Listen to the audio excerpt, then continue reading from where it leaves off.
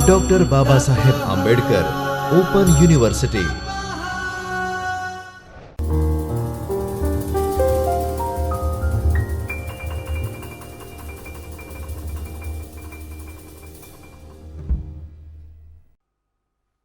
नमस्कार, मैं doctor Manish Dubey, assistant professor school of education, doctor Baba Sahab Ambedkar open university में आप सबका हार्दिक स्वागत है।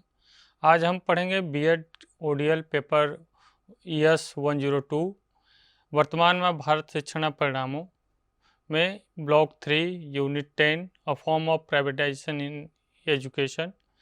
एजुकेशन का प्राइवेटाइजेशन का प्रारूप क्या है एजुकेशन में, उसके बारे में हम अध्ययन करेंगे। पिछले लेक्चर में हमने पढ़ा कि प्राइवेटाइजेशन क्या होता है, इसके बारे में पढ़ा। इस लेक्चर में हम पढ़ेंगे कि एजुकेशन के फील्ड में प्राइवेटाइजेशन का क्या रोल है, क्या इम्पैक्ट पड़ रहा है, और उसके बारे में हम ब्रॉडर अध्ययन करेंगे आज। तो ये हमारा आउटलाइन है जो हर पॉइंट पे हम आज चर्चा करेंगे, अध्ययन करेंगे।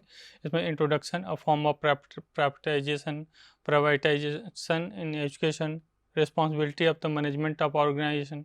तो किस फॉर्म में प्राइवेटाइजेशन हो रहा है तो कौन सा फॉर्म में हम ज़्यादा फोकस करें कि उसकी रिस्पॉन्सिबिलिटी मैनेजमेंट और ऑर्गेनाइजेशन का जो मैनेजमेंट है उसकी रिस्पॉन्सिबिलिटी क्या है, ऑल फाइनेंशियल प्रोविज़न उसका क्या है, फुल ऑफ पार्शियल और ऑटोनॉमी क्या है, फुल ऑटोनॉमी पार्शियल ऑटोनॉमी क्या है उसमें। मतलब इस प्रोस्पेक्टिव से हम देखेंगे प्राइवेटाइजेशन जो है एजुकेशन कैसे बेटर बना रहा है, क्या रोल है उसका। Current form of privatisation India education system in India में, इंडियन एजुकेशन सिस्टम जो करंट अभी का जो सिचुएशन है, प्राइवेटाइजेशन जो चल रहा है वो क्या उसका स्टेटस है।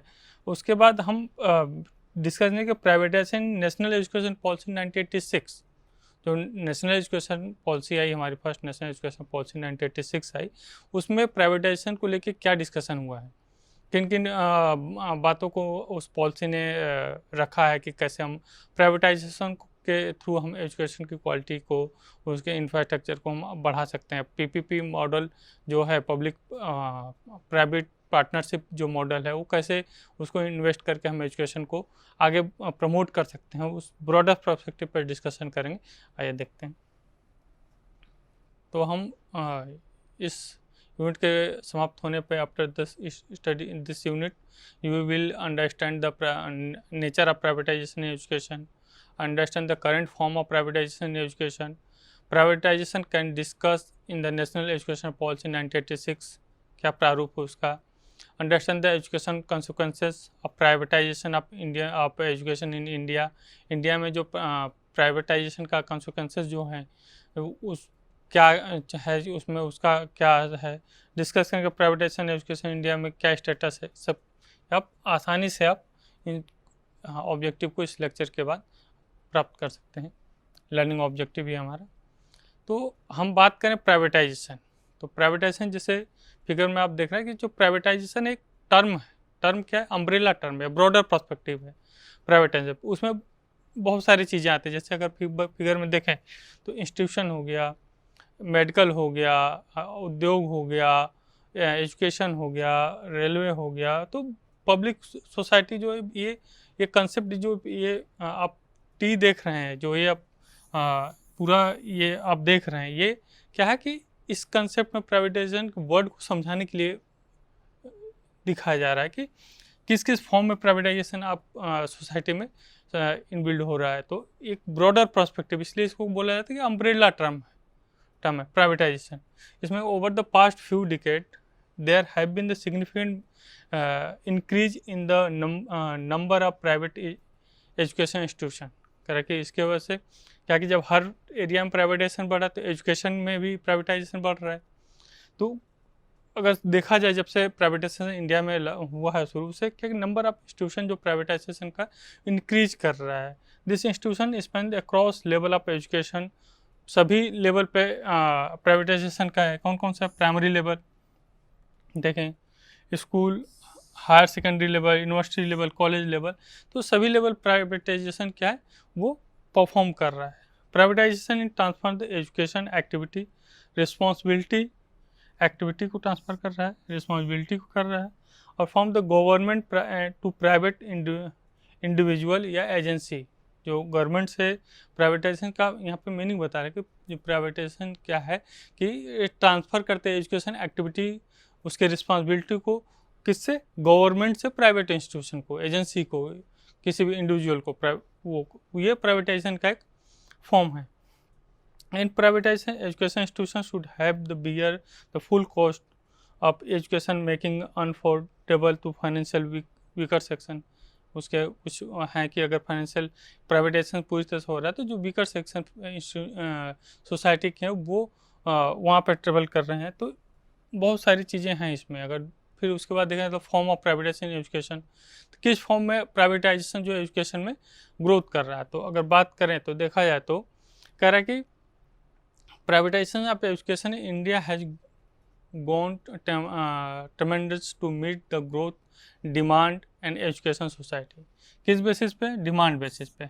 डिमांड जिस हिसाब से एजुकेशन का बढ़ रहा है सोसाइटी में, उसके नीड के अनुसार अलग अलग पर्सपेक्टिव में बढ़ रहा है, तो उस हिसाब से जब डिमांड बढ़ रहा है तो उसको फुलफिल करने के लिए जो प्राइवेटाइजेशन है वो एजुकेशन प्रोवाइड कर रहे हैं उस डिमांड को फुलफिल करने के लिए। Government of India introduce the new economic policy to increase the employment outcome and income opportunity and achieve the privatization of education। Government ने बहुत सारे मतलब पॉलिसी लाई, इकोनॉमिक पॉलिसी, जैसे प्राइवेटाइजेशन धीरे धीरे शुरू हुआ है। अगर देखा जाए तो 1991 शायद कि प्राइवेटाइजेशन जो इकोनॉमिक पॉलिसी गवर्नमेंट ने लॉन्च की थी, उससे लिबरलाइजेशन और प्राइवेटाइजेशन शुरू हुआ। तो उसके बाद जब प्राइवेटाइजेशन चालू हुआ तो एजुकेशन जब इंक्लूड होने लगा तो उसमें और बहुत सारे पॉइंट है जो प्राइवेटाइजेशन को फॉर्म ऑफ प्राइवेटाइजेशन पाया जा रहा है। जैसे private school and college, private school and college open हो रहे हैं। डाइवर्सिटी ऑफ प्राइवेट इंस्टीट्यूशन, अलग अलग प्रकार के इंस्टीट्यूशन में हो रहे हैं, जैसे टेक्निकल इंस्टीट्यूशन हो गया। अगर बात करें तो मेडिकल में हो गया, इंजीनियरिंग में हो गया, किसी भी हर सब्जेक्ट में लगभग हर एरिया में इस नीड के अनुसार, इंडस्ट्रियल नीड के अनुसार प्राइवेटाइजेशन इंस्टीट्यूशन बढ़ रहे हैं। फंडिंग एंड मैकेनिज्म, जो फंडिंग का मैकेनिज्म है वो क्या, वहाँ गवर्नमेंट की फंडिंग, प्राइवेटाइजेशन बढ़ने से क्या होगा पीपीपी मॉडल में कि गवर्नमेंट और पब्लिक और प्राइवेट पार्टनरशिप हो रही है। तो जब पब्लिक और प्राइवेट पार्टनरशिप हो रही है तो उसमें क्या है, जब प्राइवेटाइजेशन ज़्यादा बढ़ा तो जो प्राइवेट पार्टनरशिप है उसका फंडिंग इंक्रीज कर रहा है। गवर्नमेंट जो पब्लिक फंडिंग है वो कम हो रही, अगर किया जा रहा है तो ज़्यादा फंडिंग हो रही है, जिसमें गवर्नमेंट की जो इकोनॉमिक जो उसके बोलें तो बजट है या फिर उस पर जो भार है, इकोनॉमिक भार एक्स्ट्रा पड़ रहा है वो कम हो रहा है प्राइवेटाइजेशन के थ्रू। इसलिए ट्यूशन फीस डिसाइड कर रहे हैं। ये form of privatisation. Curriculum and autonomy, curriculum है उसका प्राइवेटाइजेशन है तो उसके इंस्टीट्यूशन में क्या कि वो अपने अनुसार जो करिकुलम है, जो इंटरनेशनल करिकुलम या हम कहें कि जो उनकी आवश्यकता के अनुसार, वो जो इंडस्ट्रियल नीड है उसके अनुसार वो करिकुलम डिफाइन कर रहे हैं ब्रॉडर पर्सपेक्टिव में। तो ये सारे पब्लिक यहाँ पे public private partnership PP model पे ये सारी चीज़ें आगे बढ़ रही हैं। दूसरा फॉर्म का कि responsibility of the manage of the organisation. अगर देखें तो ये बात करता है, जो इस फिगर में आप देखें कि reduce the financial deficit, introduce the new management, foster realisation value, introduce the capital the company. एक तरह से अगर एजुकेशन इंस्टीट्यूशन में बात करें तो कह रहा है कि जो प्राइवेटाइजेशन है, जो फॉर्म ऑफ प्राइवेटाइजेशन बढ़ रहा है तो क्या क्या कर रहा है, रिड्यूस द फाइनेंशियल बर्डन जो गवर्नमेंट का वो उसको रिड्यूस कर रहा है, remove the public finance remove का, introduce the competitive and market discipline. Education में कंपटीशन बढ़ रहा है, इंस्टीट्यूशन ज़्यादा इंस्टीट्यूशन ओपन हो रहे हैं तो क्वालिटी इंप्रूव हो रहा है। तो ये सब चीज़ों को देखें तो प्राइवेटाइजेशन ये क्या फॉर्म ये बढ़ा रहा है। एक तरह से नया फॉर्म ऑफ प्राइवेटाइजेशन एजुकेशन में हो रहा है। ऑल फाइनेंशियल प्रोविजन, तो गवर्नमेंट ने भी बहुत सारे प्रोविजन किए हैं, जो एक पॉलिसी है बनाई है उन्होंने, गवर्नमेंट ने रूल रेगुलेशन है उसको फॉलो करते हुए प्राइवेटाइजेशन जो इंस्टीट्यूशन है वो आगे बढ़ रहा है। बात करें उसके बाद कह रहे हैं फुल पार्शियल ऑटोनॉमी। जो इंस्टीट्यूशन ओपन हो रहे हैं प्राइवेट, उनमें दो तरह की ऑटोनॉमी दी जाती है। एक फुल ऑटोनॉमी दी जाती है जिसमें वो पूरी तरह से स्वतंत्र है अपने करिकुलम बनाने में, अपने फीस स्ट्रक्चर को डिफाइन करने में, उसमें गवर्नमेंट का कोई इंटरफेयर नहीं है। लेकिन अगर पार्शियल ऑटोनॉमी है वहाँ पे, तो यहाँ पे क्या है कि यहाँ पे गवर्नमेंट इंटरफेयर कर रही है। यहाँ पे गवर्नमेंट के अनुसार कुछ गवर्नमेंट के जो नियम है, पॉलिसी है, उसको फॉलो करते हुए जो इंस्टीट्यूशन है वो आगे बढ़ रहे हैं। तो इस तरह से फुल और पार्शियल ऑटोनॉमी भी प्राइवेटाइजेशन को ग्रोथ करने में मदद कर रही है। उसके बाद कह रहा है कि activity different stage of education, जो प्राइवेटाइजेशन बढ़ रहा है तो जो different stage of education, primary, secondary, higher, तो अलग अलग एक्टिविटी भी बढ़ रही है उसमें, उसका पार्टिसिपेशन हो रहा है। प्राइमरी लेवल पे, यूनिवर्सिटी लेवल पे अलग तरह से हो रहा है, इंडिपेंडेंट, जो इंडस्ट्री के अनुसार जो नीड है उसके हिसाब से उनको स्किल किया जा रहा है स्टूडेंट को, जिससे स्किल लेवल प्राप्त हो सकें। उसके बाद करंट फॉर्म ऑफ प्राइवेटाइजेशन देखें तो किस किस फॉर्म में अभी के दौर में प्राइवेटाइजेशन उपलब्ध है। देखें, कह रहे हैं प्राइवेट स्कूल, पहला क्या है प्राइवेट स्कूल। तो प्राइवेट स्कूल जो है फिर वो जो फॉर्म है private use have been prominent from the education privatisation in India in form of every year, बढ़ ही रहे हैं। प्राइवेट स्कूल का देखें तो बहुत पहले से चला आ रहा है। जो मिशनरी स्कूल हुए, ग्रोथ हुए, उसके बाद धीरे धीरे प्राइवेटाइजेशन क्या क्या बढ़ रहा है। वो प्राइवेटाइजेशन क्या क्या डिफाइन करता है, fees, infrastructure and education quality. इस बेसिस पे ये प्राइमरी जो प्राइवेट स्कूल हैं वो इस जो फीस, इंफ्रास्ट्रक्चर और एजुकेशन क्वालिटी को लेके आगे बढ़ रहे हैं। दूसरा फॉर्म ऑफ है इंटरनेशनल स्कूल, कि प्राइवेट स्कूल हो गए, उसके बाद इंटरनेशनल स्कूल भी बहुत आ रहे हैं। तो ग्लोबल स्कूल ओपन हो गया इसमें। तो इसमें कह रहा है कि international school have gain the popularity to expand the urban area. ये जो पॉपुलरिटी कहाँ पे, अर्बन एरिया को फोकस करते हैं, कि क्योंकि इनका फीस स्ट्रक्चर ज़्यादा है, तो जो इनको इसमें बच्चों को पढ़ा सकें उस एरिया को ही फोकस ज़्यादा करते हैं, तो अर्बन एरिया। तो ये दूसरे तरह का प्राइवेटाइजेशन है, इंटरनेशनल स्कूल हो गया। फिर ट्यूशन एंड कोचिंग सेंटर, ये भी एक तरह से देखें तो एजुकेशन में प्राइवेटाइजेशन है, कि हर सब्जेक्ट के ट्यूशन ट्यूटोरियल मिल जा रहे हैं। उसके बाद कोचिंग है आपको तैयारी करने के लिए, अलग लेवल पे कॉम्पिटिटिव एग्ज़ाम के लिए तैयारी करने के लिए हो गया। हाई स्कूल, इंटर बोर्ड के जो एग्ज़ाम हो रहे हैं उसके लिए भी बच्चों को कोचिंग कराई जा रही है, ट्यूटोरियल दिया जा रहा है। तो ये एक तरह से IIT, JEE, नेट, इस सब के एग्ज़ाम के लिए भी कोचिंग और ट्यूशन उपलब्ध हैं।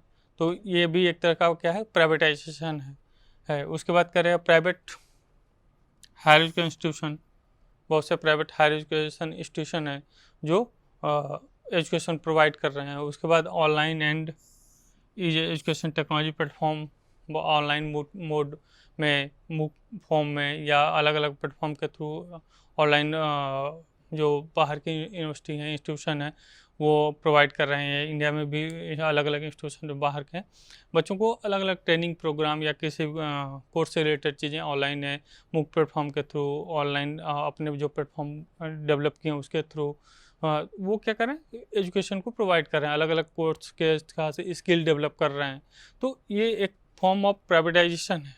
इसके बाद देखें तो इसके बाद पाएंगे कि उसमें क्या है कि vocational and skill training institution privatisation में भी बन रहा है, कि वो जो वोकेशनल और स्किल को जो डेवलप करे, जो अलग जो ट्रेनिंग दे, जिससे क्या होगा कि बच्चों में स्किल डेवलप होगा, जो तैयार होंगे वो स्किल एक तरह से तैयार होगा, तो अलग अलग अपना रोजगार और इकोनॉमिक, और जो उनके जो दिक्कतें हैं इकोनॉमिक रूप से, वो धीरे धीरे दूर होगी। तो एक प्राइवेटाइजेशन ये भी बहुत तेज़ी से बढ़ा, अलग अलग लेवल में, कोई डिजाइनिंग में जा रहा है, कोई इंजीनियरिंग में, कोई मेडिकल में, तो प्राइवेट वोकेशनल स्किल वाला भी हो गया। फिर उसके बाद कॉरपोरेट इन्वॉल्वमेंट, जो कॉरपोरेट इन्वॉल्वमेंट है स्कूल है, वो अपने जो कंपनी है वो अपने नीड के अनुसार कर रही हैं। फिर पब्लिक प्राइवेट पार्टनरशिप के हिसाब से, इसमें क्या क्या गवर्नमेंट का भी इनिशिएटिव होता है, जिसमें इनके case state government have the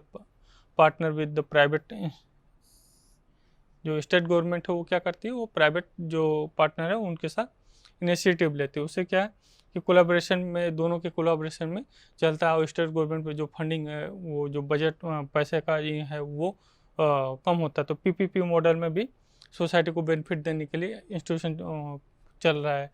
फिर फिलोथोपिक इनिशिएटिव है, इसमें क्या है कि several philosophic organisation and the trust हो गया, operate the private education institution, जो ट्रस्ट हैं, ट्रस्टियल इंस्टीट्यूशन है, वो इसमें आ जाते हैं। फिर गवर्नमेंट एडेड स्कूल आ गए, ये भी क्या है कि फॉर्म ऑफ प्राइवेटाइजेशन है। फिर education consult and career counselling service, ये सारे क्या है, एक अलग फॉर्म ऑफ एजुकेशन चल रहा है।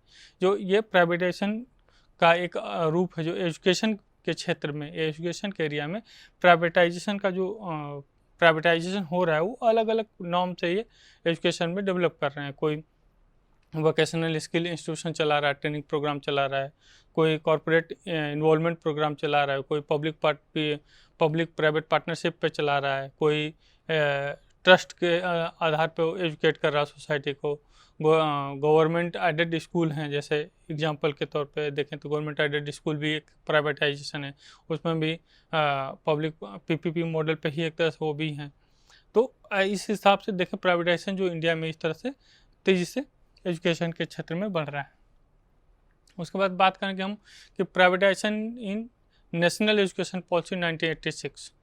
तो 1986 की जो नेशनल पॉलिसी है, राष्ट्रीय शिक्षा नीति 1986 की जो है, उसमें प्राइवेटाइजेशन को लेके जो बात की गई है, जो फोकस डाला गया है, उसकी किन चीज़ों पे, तो देखें कह रहा है कि ये पहला क्या कह रहा है, बैलेंस अप्रोच। जो पॉलिसी क्या है कि जो 1986 की पॉलिसी है, ये रिकॉग्नाइज करे कि improve the public investment education need to state intervention and ensure the equality and quality. ये कह रहा है कि जो प्राइवेट और गवर्नमेंट दोनों में बैलेंस बनाने की बात बोल रहे हैं कि जो अगर हम प्राइवेटाइजेशन को बढ़ावा दे रहे हैं, तो जो हम या पीपीपी मॉडल पे बात कर रहे हैं, तो जो इंस्टीट्यूशन जो पढ़ाई कर रहा है, उसमें वो फोकस किस पे करे, इक्विटी, मतलब जो एक्सेस है, जो इक्वलिटी की बात कर रहा है, कि इक्विटी की बात कर रहा है, और क्वालिटी ऑफ एजुकेशन की जो वो बराबर हो, क्वालिटी ऑफ एजुकेशन अच्छा हो, इक्विटी सबको समान अवसर मिले उसमें कि पढ़ सकें। उसके बाद advocate the full scale private up school, इन्होंने कहा कि ये पूरी तरह से ये पॉलिसी क्या कि प्राइवेटाइजेशन को फोकस नहीं कर रही थी, बढ़ावा नहीं देना चाहती थी, लेकिन कहीं न कहीं उसको आगे बढ़ाने की, क्योंकि जो स्टेट जो एजुकेशन था वो सेंटर और स्टेट गवर्नमेंट के अधिकार में आता था, तो इसलिए वो रिस्पॉन्सिबिलिटी है, तो उसके बर्डन को कम करने के प्राइवेटाइज पीपी मॉडल पर फोकस इन्होंने किया। तो इसलिए ये पूरी तरह से प्राइवेटाइजेशन पर फोकस नहीं पॉलिसी की उस समय, वो इन्होंने कहा कि होना चाहिए लेकिन कंट्रोल वे में होना चाहिए। पब्लिक सेक्टर डायमेंशन, अब जो प्राइवेटाइजेशन है उसमें कह रहे हैं कि पॉलिसी फोकस करेगी reflect the role of government as the primary provide of the education specially in the elementary and secondary level. कह रहा है कि जो गवर्नमेंट है वो उसका यह रोल है कि वो जो सोसाइटी में, समाज में, अपने स्टेट में वो क्या करे, जो एलिमेंट्री और सेकेंडरी एजुकेशन वो प्रोवाइड करे। गवर्नमेंट का ये रोल है, ये उसको प्रोवाइड करना चाहिए। उसका aim to strengthen the public education system, ensure the universal access and reduce the disparity. का जो एजुकेशन सिस्टम होगा उसमें क्या कि यूनिवर्सल एक्सेस होना चाहिए, सभी एक्सेस कर सकें, सभी के लिए होना चाहिए, सभी एक्सेस कर सकें, और जो डिस्पर्टी है जो उसको रिड्यूस कर दिया जाए। प्राइवेट सेक्टर कंप्लीमेंट, जो प्राइवेट सेक्टर की बात हो रहा है, तो यहाँ का reveal the national policy of 1986 emphasize the public sector role. It also recognize the contribution of the private sector expanding access the education. जो एक्सपेंडिंग है, जो पैसे, जो दोनों को का रोल इन्होंने डिफाइन किया है कि पब्लिक और प्राइवेट दोनों का इनिशिएटिव हो, दोनों का हो। उसके बाद private school and college where the seen completely to the public system, particularly in the higher education, level है, मतलब कह रहा है कि जो प्राइवेट स्कूल हैं, कॉलेज हैं, वो क्या कम्प्लीटली क्या ये फोकस किस पे करें, पब्लिक सिस्टम पे, particularly in the higher education level तक। ये प्राइमरी से लेकर हायर एजुकेशन लेवल तक जो प्राइवेटाइजेशन बढ़ रहा है, तो उसमें कंट्रोल होना चाहिए, वो पब्लिक के अनुसार होना चाहिए, उनको एक्सेस मिले। उसके बाद कह रहा है कि क्वालिटी इम्प्रूवमेंट की बात हो रही है, पॉलिसी एजुकेशन की क्वालिटी को इम्प्रूवमेंट करने के लिए, टीचर क्वालिटी को इम्प्रूवमेंट करने के लिए इनिशिएटिव ले रहा है कि अगर प्राइवेट हम जो दे रहे हैं, प्राइवेटाइजेशन को बढ़ा रहे हैं, तो उसमें भी जो एजुकेशन प्राप्त हो वो उसकी क्वालिटी अच्छी हो, जो टीचर हो ट्रेंड हो, उनको ट्रेनिंग प्राप्त कराया जाए। Increase the collaboration between the public private service, और पब्लिक प्राइवेट सर्विस में कोलैबोरेशन बढ़ाया जाए, एंगेजमेंट कराया जाए, जिससे दोनों आपस मिलके better quality of education provide करें।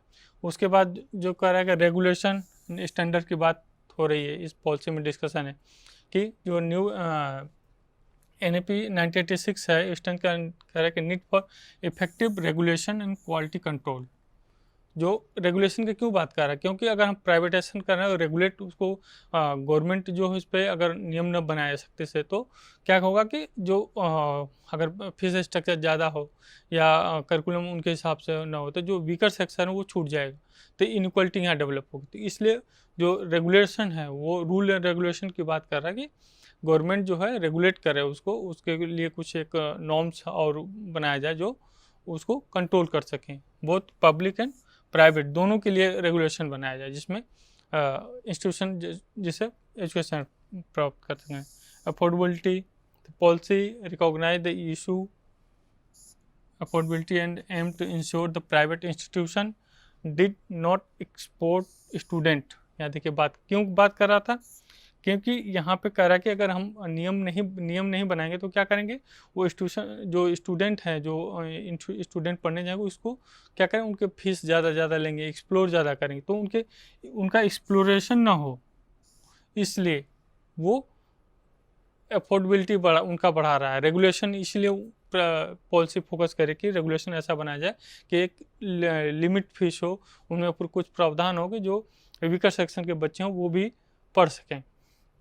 उसके बाद कह रहा है एक्सेस टू मार्जिनलाइज ग्रुप, ऐसा प्राइवेटाइजेशन इंस्टीट्यूशन हो लेकिन उनके लिए ऐसा भी प्रावधान किया जाए जो मार्जिनलाइज ग्रुप के हैं, स्टूडेंट हैं जो पढ़ना चाहते हैं, वो भी उनको एक्सेस कर सकें। उसके बाद क्या क्या टेक्निकल एंड वोकेशनल एजुकेशन, जो प्राइवेट इंस्टीट्यूशन है उसमें क्या टेक्निकल एजुकेशन भी प्रोवाइड किया जाए, वोकेशनल एजुकेशन प्रोवाइड किया जाए, जो टीचर हैं वो स्किल्ड हो जो स्किल हो पढ़ाने के, टेक्नोलॉजी का इस्तेमाल करें, स्किल वर्कर प्रोवाइड करें, जो मतलब स्किल की बात करें कि स्किल डेवलप किया जाए स्टूडेंट में। हायर एजुकेशन में अगर बात करें तो हायर एजुकेशन लेवल, तो NAP 19 recognise the role of private university and college spending across the higher education opportunity. कह रहे कि इसमें जो हायर एजुकेशन में अगर बात करें कि प्राइवेट जो यूनिवर्सिटी है, प्राइवेट कॉलेज है, प्राइवेट इंस्टीट्यूशन है, उनका रोल डिसाइड किया जाए कि क्या, और जो अपॉर्चुनिटी है वो हायर एजुकेशन में अपॉर्चुनिटी वो ज़्यादा से ज़्यादा इंस्टीट्यूशन को बच्चों को दे सकें। टीचर ट्रेंड, जो टीचर हों उसमें क्या हो, ट्रेंड हो, वो स्किल्ड टीचर हों, जो टीचर पढ़ाने वाले हैं उनके जो कैपेबिलिटी हो उनको ट्रेनिंग दी जाए, वो टेक्नोलॉजी का इस्तेमाल कर सकें अच्छे से, वो जो बच्चों को पढ़ाना है तो इनोवेटिव पेडागोजी यूज करें, इनोवेटिव टेक्नोलॉजी यूज करें, जिससे आसानी से बच्चों को पढ़ाया जा सके और क्वालिटी जो एजुकेशन की क्वालिटी वो इंक्रीज हो।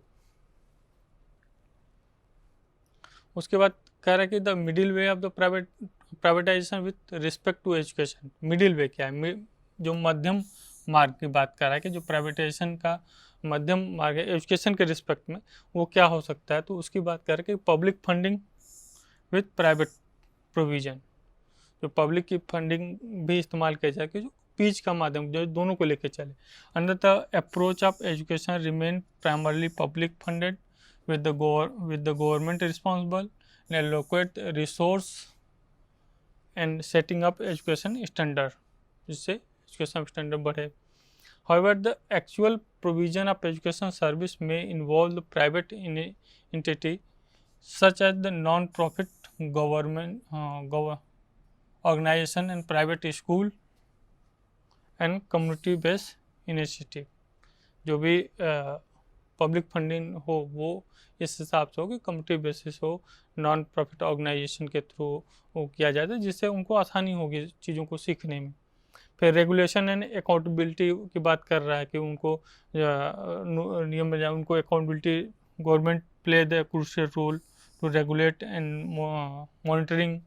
जो गवर्नमेंट ऐसी बॉडी बनाए जो मॉनिटर करे वो इंस्टीट्यूशन को, प्राइवेट इंस्टीट्यूशन को, जो ये डिसाइड करें कि एजुकेशन क्वालिटी अच्छी है, वो सबके लिए एक्सेस वहाँ पे है, जो फीस स्ट्रक्चर वो कम है। तो एक बॉडी ऐसी बनाई जाए जो उनके क्वालिटी को मेजर करे और हर सोसाइटी के हर सेक्टर के जो लोग हैं उसको एक्सेस कर सकें, मार्जिनलाइज सोसाइटी के बच्चे भी उसको एक्सेस कर सकें। इसलिए गवर्नमेंट ऐसा प्रावधान करे जैसे अलग अलग कमेटी बनाए जो बार बार उसको क्या करे, उसको एग्जामिन करे और उसका रिपोर्ट गवर्नमेंट को सौंपे, जिससे वो उस पर फोकस करे, जिससे क्वालिटी एजुकेशन की बढ़ेगी।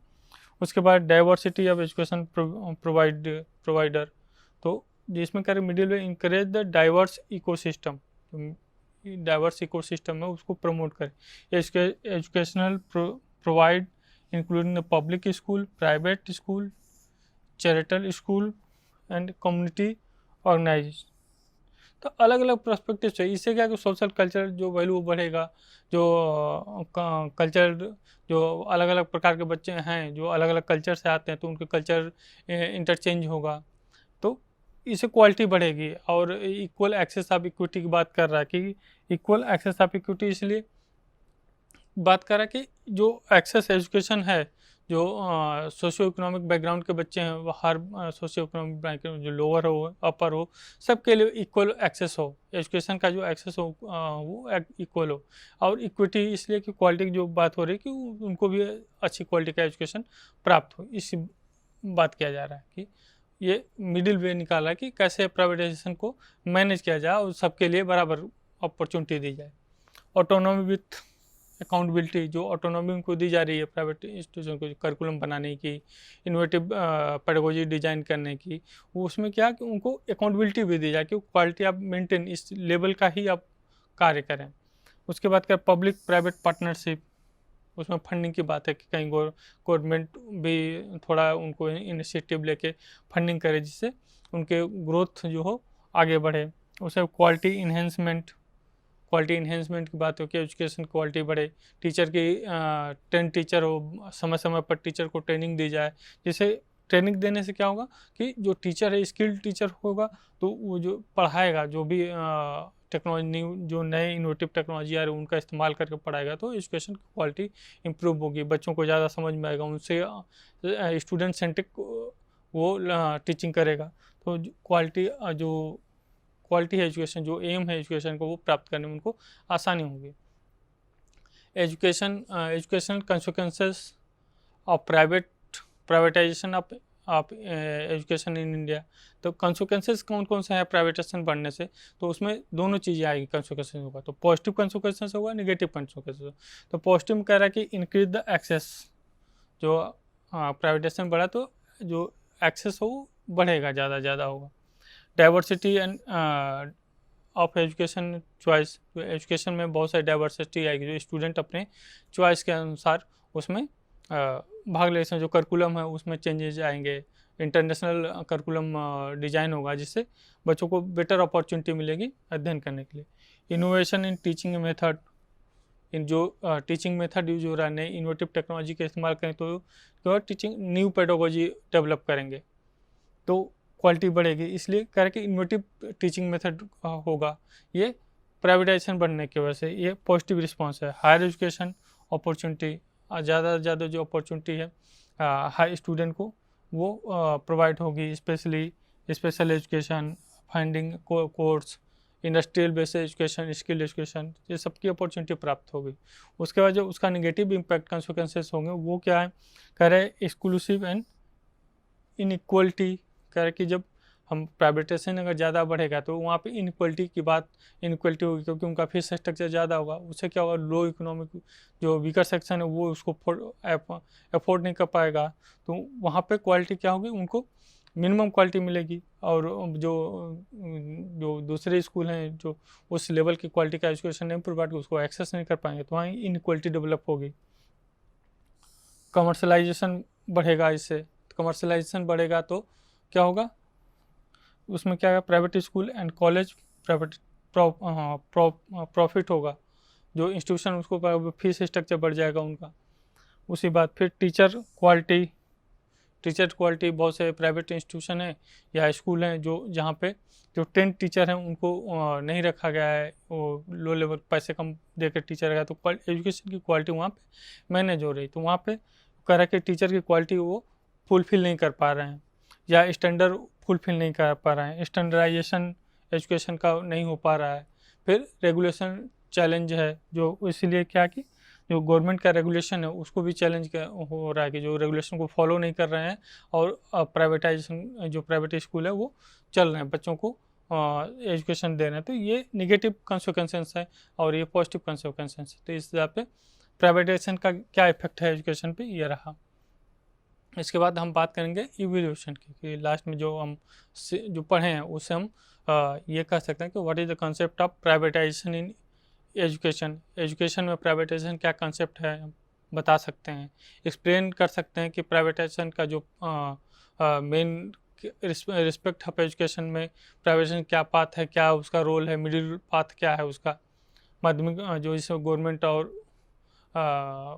और प्राइवेटाइजेशन दोनों बीच में का रास्ता क्या निकाल सकते हैं जिससे इम्प्रूवमेंट, क्वालिटी का इम्प्रूवमेंट ज़्यादा ज़्यादा हो। Explain the privatisation of education, India में प्राइवेटाइजेशन क्या स्टेटस है, इसको हम एक्सप्लेन कर सकते हैं। तो पूरे जो हमने लेक्चर लिया इसमें ये इस पर डिस्कशन हुआ कि प्राइवेटाइजेशन कैसे किस फॉर्म में हम इंडियन एजुकेशन सिस्टम में आ सकता है, कैसे क्या क्या कर सकते हैं। तो इस पर हमने बात किया और देखा कि जो गवर्नमेंट पब्लिक प्राइवेट पार्टनरशिप है उसके आधार पे हम प्राइवेटाइजेशन में जो स्कूल या इंस्टीट्यूशन चल रहे हैं, गवर्नमेंट फंडेड इंस्टीट्यूशन है या जो ट्रस्टियल इंस्टीट्यूशन हैं, तो और ग्लोबल इंस्टीट्यूशन स्कूल आ रहे हैं। जो प्राइमरी लेवल पे देखें तो बहुत सारे प्राइवेट स्कूल डेवलप हुए हैं जो एजुकेशन को बढ़ा रहे हैं। जो इस इंस्टीट्यूशन के नंबर ऑफ इंस्टीट्यूशन भी बढ़ रहा है प्राइवेटाइजेशन, जिससे सभी बच्चों को एजुकेशन प्राप्त करने में वो दिक्कत नहीं हो रही है। तो इस तरह से प्राइवेटाइजेशन एजुकेशन में उसका रोल होता है। और गवर्नमेंट कैसे प्राइवेट स्कूलों को या अपने नॉर्म्स रूल और कमेटी जो बनाए उससे एक्सेस करके उनके क्वालिटी, उनके रेगुलेशन को कैसे गवर्न करती है, इस पर बात हुई है। इसका नमस्कार।